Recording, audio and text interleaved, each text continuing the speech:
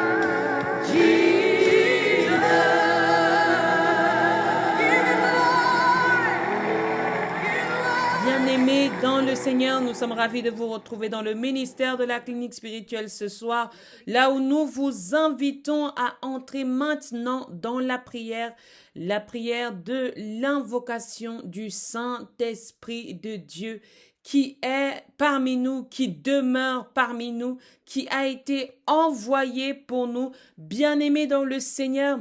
Au cas où tu ne serais pas encore tout à fait prêt, je t'invite maintenant à t'avancer gentiment dans la présence de notre Dieu, de notre bon Père. Nous prions.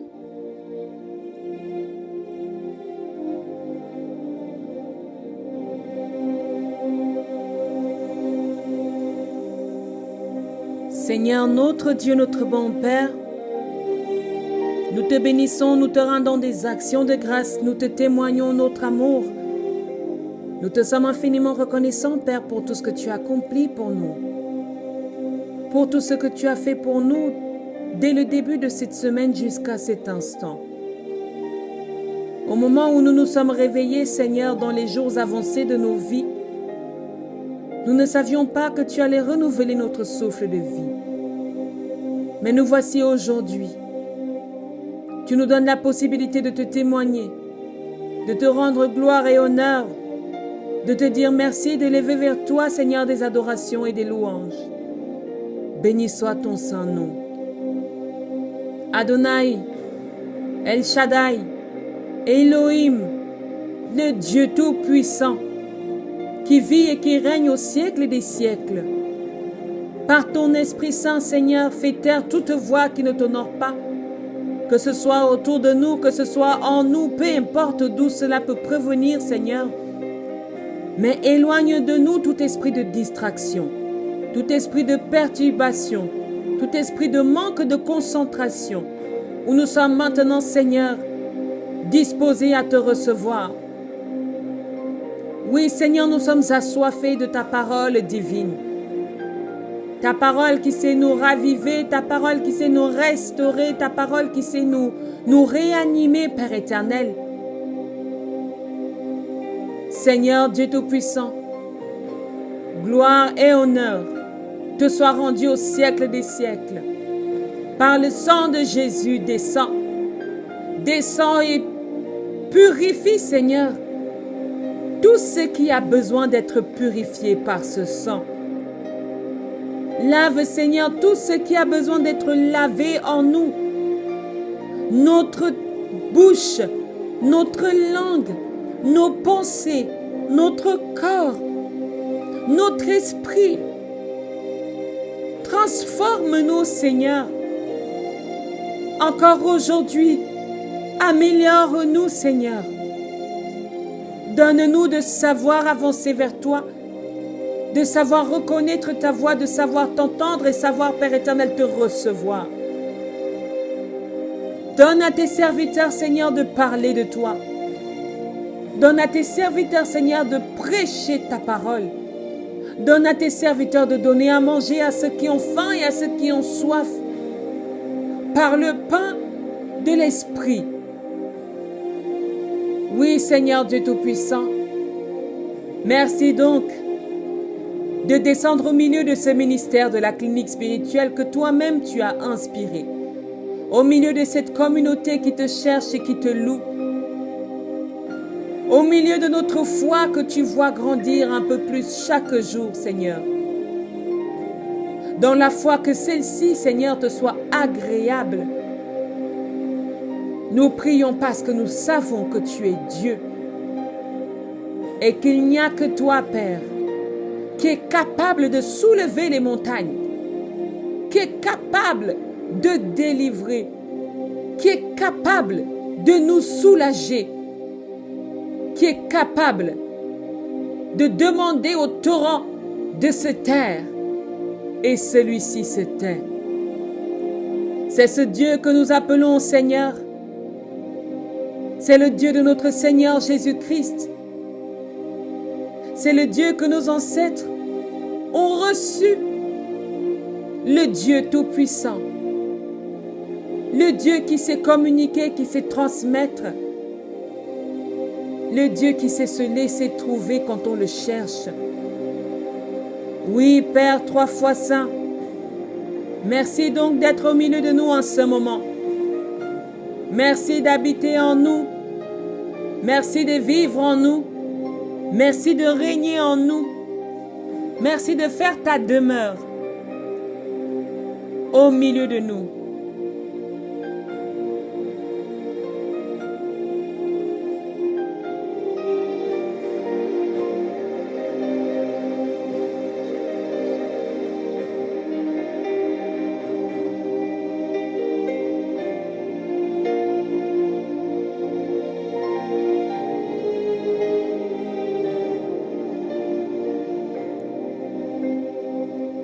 Je suis disposé, assoiffé, que ton onction descende sur moi. Je suis disposé, assoiffé, que ton onction descende sur moi. Nous sommes disposés, assoiffés, que ton onction descende sur nous. Nous sommes disposés,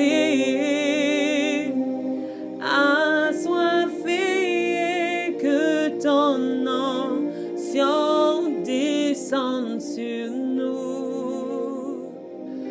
Que ton onction descende sur moi. Dis-le.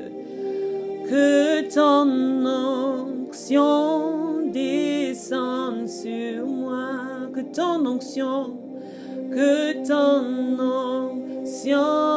descende sur moi. Bien-aimés dans le Seigneur, nous avons prié ensemble au nom du Père, du Fils et du Saint-Esprit. Amen. Nous recevons le psaume qui accompagne notre semaine dans le chapitre 48 du livre des psaumes. Psaume 48, je lis dans la version de Louis II. Je lis au nom du Père, du Fils et du Saint-Esprit. Recevons la parole et honorons la parole de l'Éternel. Cantique, psaume des fils de Corée. L'Éternel est grand. Il est l'objet de toutes les louanges. Dans la ville de notre Dieu, sur sa montagne sainte, belle est la colline, joie de toute la terre, la montagne de Sion, le côté septentrional. C'est la ville du grand roi. Dieu, dans ses palais, est connu pour une haute retraite, car voici les rois s'étaient concertés. Ils n'ont fait que passer ensemble. Ils ont regardé tout stupéfaits, ils ont eu peur et ont pris la fuite. Là, un tremblement les a saisis, comme la douleur d'une femme qui accouche. Ils ont été chassés, comme par le vent d'Orient, qui brise les navires de Tarsis. Ce que nous avions entendu dire, nous l'avons vu. Dans la ville de l'Éternel des armées, dans la ville de notre Dieu, Dieu la fera subsister à toujours. Ô Dieu, nous pensons à ta bonté au milieu de ton peuple, comme ton nom, ô Dieu. Ta louange retentit jusqu'aux extrémités de la terre. Ta droite est pleine de justice. La montagne de Sion se réjouit. Les villes de Juda sont dans l'allégresse à cause de tes jugements. Parcourez Sion, parcourez l'enceinte, comptez ses tours, observez son rempart, examinez ses palais, pour le raconter à la génération future. Voilà le Dieu qui est notre Dieu, éternellement et à jamais. Il sera notre guide jusqu'à la mort. Parole du Seigneur, Nous rendons grâce à Dieu. Bien-aimés dans le Seigneur, je suis ravie de pouvoir vous emmener avec moi dans la parole de Dieu, dans l'évangile de Jean, chapitre 4, pour la méditation de ce soir. Évangile de Jean, chapitre 4, du verset 49 au verset 53, de la même version de Louis II. Jean chapitre 4, verset 49 à 54. Je lis ceci au nom du Père, du Fils et du Saint-Esprit. L'officier du roi lui dit, « Seigneur, descends avant que mon enfant meure. » « Va, lui dit Jésus, ton fils vit. » Et cet homme crut à la parole que Jésus lui avait dite et s'en alla. Comme déjà il descendait, ses serviteurs venant à sa rencontre lui apportèrent cette nouvelle, « Ton enfant vit. » Il leur demanda à quelle heure il s'était trouvé mieux. Ils lui dirent, « Hier à la 7e heure, la fièvre l'a quitté. » Le père reconnut que c'était à cette heure-là que Jésus lui avait dit « Ton fils vit ». Et il crut, lui et toute sa maison. Jésus fit encore ce second miracle lorsqu'il fut venu de Judée en Galilée. L'herbe sèche, la fleur se fane et tombe, mais cette parole bien-aimée demeure éternellement. Amen. Dans ce chapitre 4 de l'évangile de Jean, dans la péricope que nous venons de lire ensemble, vous pourrez même commencer cette péricope au verset 46. Ici, il est question de la guérison du fils d'un officier du roi. La guérison du fils d'un officier royal. Bien-aimés dans le Seigneur, je veux d'abord attirer votre attention sur la personne que l'on s'apprête, dans la vie duquel Jésus s'apprête à intervenir, l'officier du roi. Ce n'est pas une femme au bord de la route, ce n'est pas un homme aveugle, c'est l'officier du roi. C'est l'autorité. Je veux bien aimer ici aborder avec toi la question de la relation entre Jésus et les autorités, n'est-ce pas? Jésus, comment est-ce qu'il communique avec l'autorité de la ville, l'autorité administrative, l'autorité de l'officier qui était là devant lui? L'officier n'est pas venu pour arrêter Jésus. L'officier n'est pas venu pour que Jésus soit empêché dans sa mission, mais l'officier est venu parce qu'il avait besoin d'aide. Je vais vous lire les quelques versets qui précèdent ce passage. La Bible dit, il y avait à Capharnaüm un officier du roi dont le fils était malade. Nous comprenons ici qu'il va y avoir intervention. Ayant appris que Jésus était venu de Judée en Galilée, il alla vers lui et le pria de descendre et de guérir son fils qui était près de mourir. Bien-aimés dans le Seigneur, le nombre de fois où Jésus avait été menacé par ses officiers, ses soldats, où Jésus était obligé de fuir. Aujourd'hui, un officier l'aborde en lui disant « Mon fils est près de mourir, j'ai entendu que tu es là. » Je veux dire à quelqu'un, peu importe ton statut, ça ne doit pas t'empêcher d'avoir accès à la guérison de Dieu. Peu importe ton statut, ça ne doit pas t'empêcher d'avoir accès à l'intervention de Jésus dans ta vie.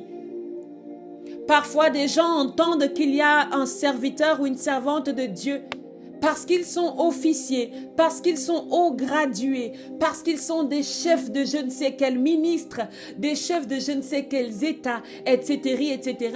Ils se disent, je ne peux pas aller écouter sa prière, c'est un enfant. Je ne peux pas aller écouter sa prière parce qu'il faut une tiare sur sa tête et celui-là ou celle-là n'a pas de tiare sur sa tête. Alors je ne vois pas quelle guérison il peut m'apporter. Est-ce que quelqu'un me suit? Parfois, ce qui nous empêche d'avoir accès à notre guérison, c'est la considération de notre propre statut. Cet officier n'a pas réfléchi. La Bible dit qu'il avait appris que Jésus venait de Judée en Galilée.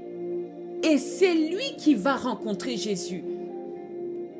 Beaucoup de gens sont assis chez eux et attendent que le pasteur vienne les rencontrer chez eux. Beaucoup de personnes sont bien au chaud dans leur maison et attendent que le pasteur fasse une tournée. À quel moment, toi, tu te lèves et tu vas rencontrer cet homme de Dieu? À quel moment, toi, tu entends qu'il est de passage et tu vas à sa rencontre? Les chrétiens et chrétiennes d'aujourd'hui, bien-aimés dans le Seigneur, se faiblissent. Tout comme les écrans nous faiblissent d'aller à l'église. Tout comme les écrans nous faiblissent même de faire du sport ou de sortir de nos maisons. Nous faiblissons. Nous perdons la motivation d'aller vers Dieu. Nous perdons la motivation d'aller vers ces personnes qui sont capables ou en mesure de prier. Et c'est ce qui nous empêche ou ce qui nous dévie de l'intervention de Dieu dans notre vie. Parce que vous l'aurez compris, bien-aimés, nous parlons ce soir de l'intervention de Dieu dans ta vie. Cet officier est donc allé vers Jésus. La Bible parle d'un officier dans le verset 46. Un officier. Et cet officier, ayant appris que Jésus était par là, alla parler à Jésus. Et Jésus lui dit donc, et un temps un peu en colère, et peut-être que c'est même justifié, je dirais, Jésus lui dit, si vous ne voyez pas de miracles et de prodiges, vous ne croyez donc point. C'est-à-dire que, au bout d'un moment, nous sommes capables, juste par la foi, de croire que Dieu existe et qu'il est capable d'intervenir dans notre vie. Il est capable d'intervenir dans notre vie. De savoir même que Jésus est de Judée en Galilée. Si tu ne peux pas le voir, si tu es empêché à cause de multiples circonstances, est-ce que tu peux prier avec moi, bien-aimé, dans le Seigneur et te dire, Seigneur Dieu Tout-Puissant, Dieu le Père, si tu as permis que Jésus passe ne serait-ce que dans ma ville, que l'onction que porte Jésus agisse dans ma vie afin que mon fils guérisse. This is faith. We have to believe. Nous devons y croire. Laissons tomber les masques de hiérarchie. Laissons tomber toute l'armure que nous portons ou le casque de soldat. Parce qu'au fur et à mesure dans ce passage, bien aimé, parce que le temps nous est imparti dans cette prière hebdomadaire du mardi et du vendredi, vous comprenez, nous avons 30 minutes pour vous déposer quelque chose qui va vous alimenter dans votre foi. Parce que le mardi et le vendredi, nous sommes ensemble dans une prière de délivrance. Et nous avons pour but dans ces courtes méditations, c'est d'injecter une parole vivante en vous qui fait que vous vous leviez dans la foi.